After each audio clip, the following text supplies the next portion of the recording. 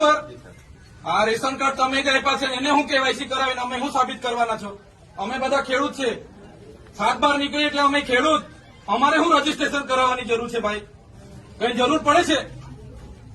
એટલે આ બધા ધંધા બંધ કરો. અમારા લોકો છે ને નોટબંધીમાં કેટલા મરી ગયા, અહીંયા કોરોનામાં કેટલા મરી ગયા.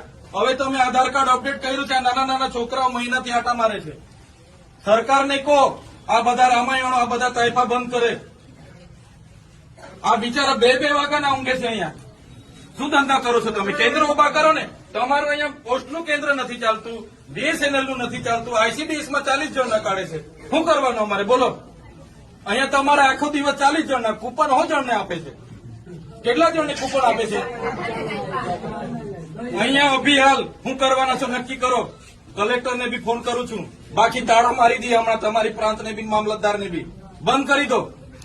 સર્વર નહીં ચાલતું હોય, ફરવર નહીં